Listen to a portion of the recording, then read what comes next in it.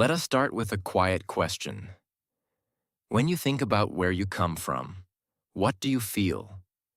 Pride, shame, nostalgia, distance? Maybe a mix of everything. Your roots are not just a place on a map. They are the stories you heard as a child, the food on your table, the way people in your house expressed love, anger, fear, hope. They are the streets you walked, the accent you grew up with, the music in the background of your memories. Sometimes, as we grow and try to succeed, we slowly learn to hide those roots, to speak differently, to act differently, to dress differently.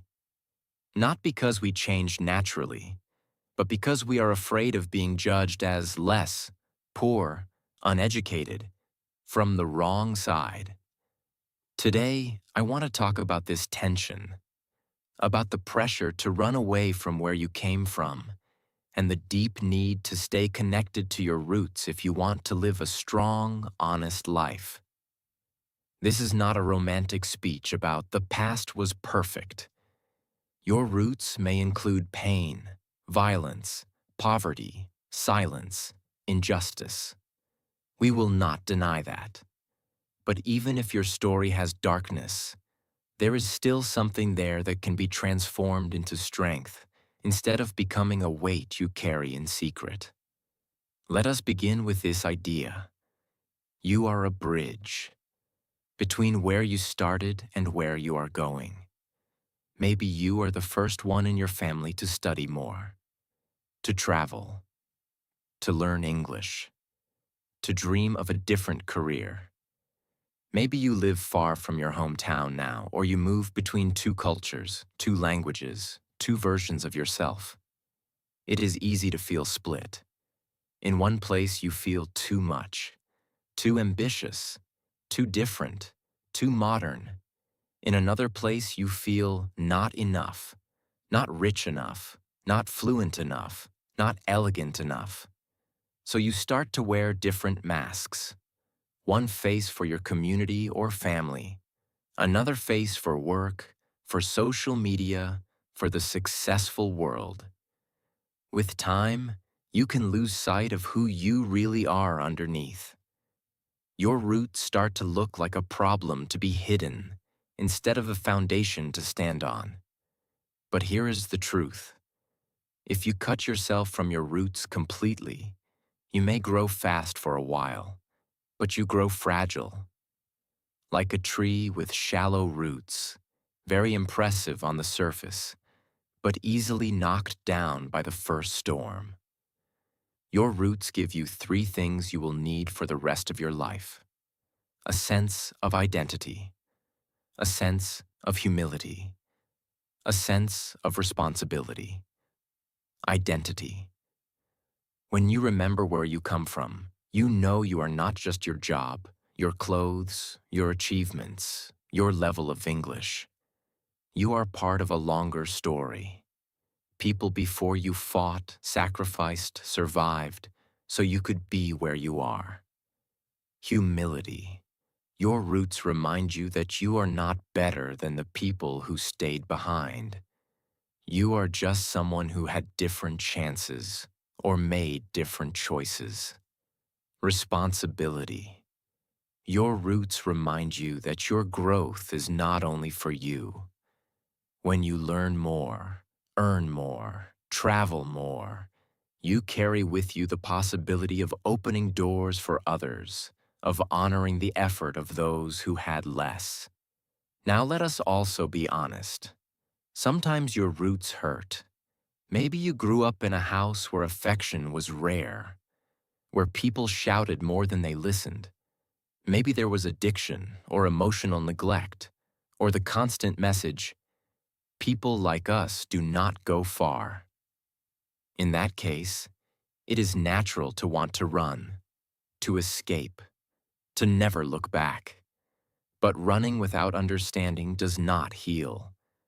You may change cities, countries, languages, and still carry inside you the same fear, the same shame, the same patterns.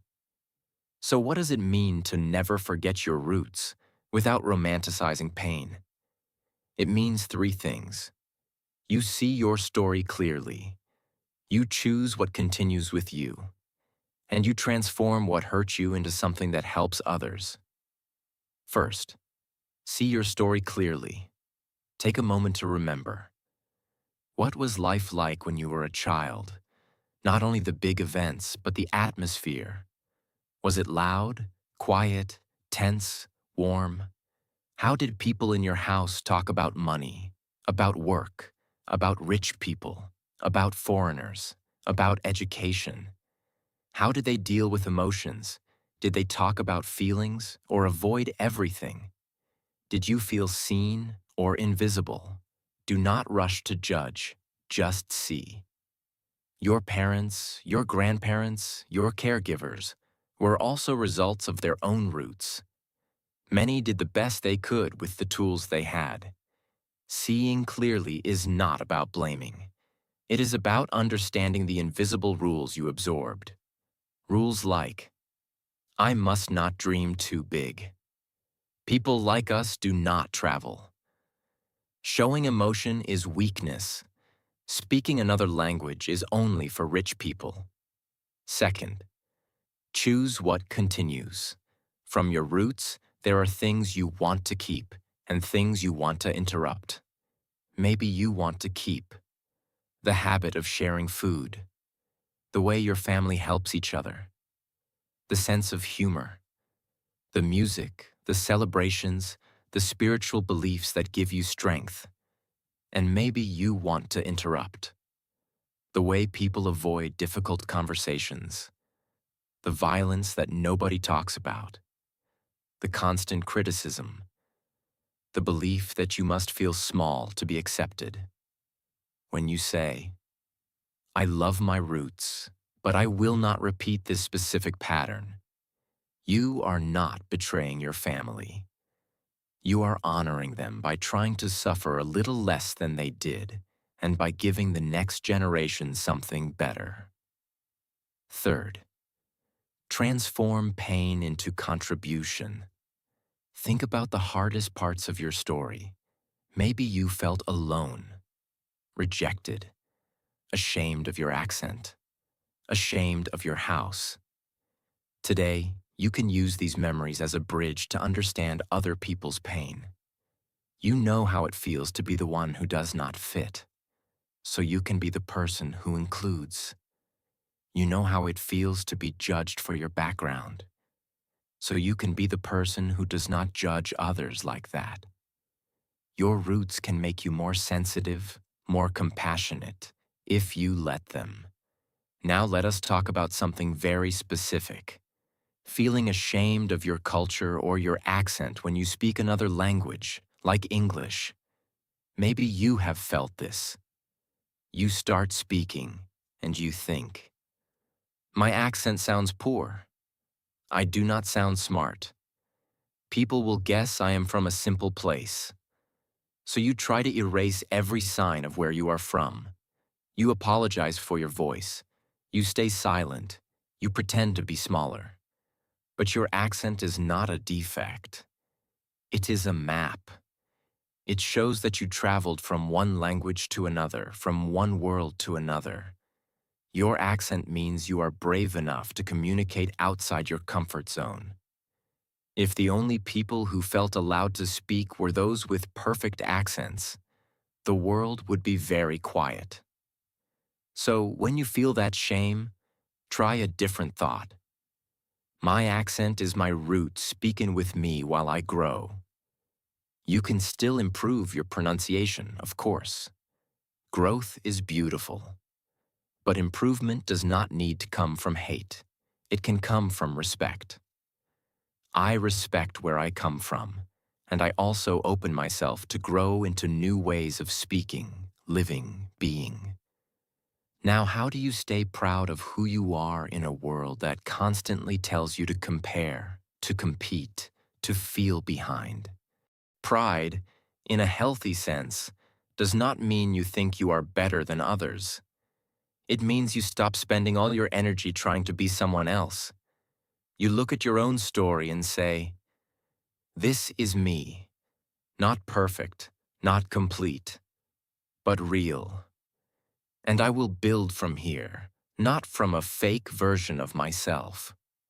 There are a few simple practices that can help you remember your roots and feel proud instead of ashamed.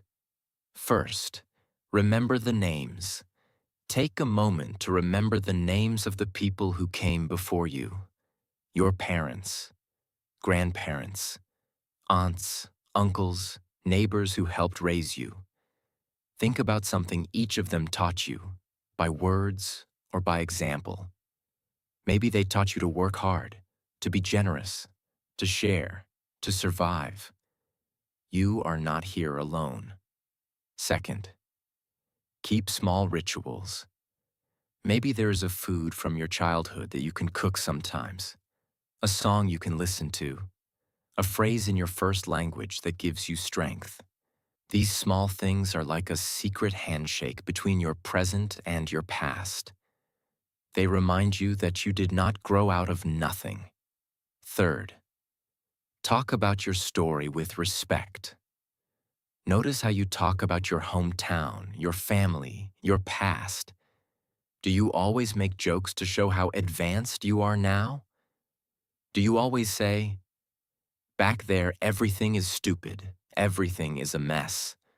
Or can you say, "Back there are problems, yes, but there is also warmth, strength, beauty.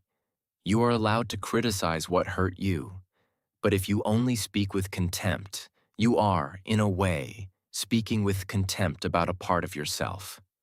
Finally, understand this. Your roots are not a prison. They are a starting point. You are free to move, to change, to create a life that looks very different from what your parents knew. Being proud of who you are does not mean you must stay exactly the same. It means you move forward without spitting on the ground you learned to walk on. So, when you feel that old shame, that voice that says, "Do not tell them where you are from. They will judge you," you can breathe and answer inside, "Yes, this is where I am from, and that is part of my strength." One day, you may be the story that inspires someone from a place just like yours.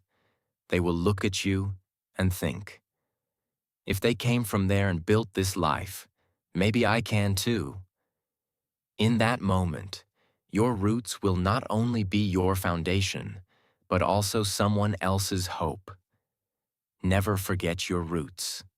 Not because the past was perfect, but because it is the soil where your courage first learned to grow.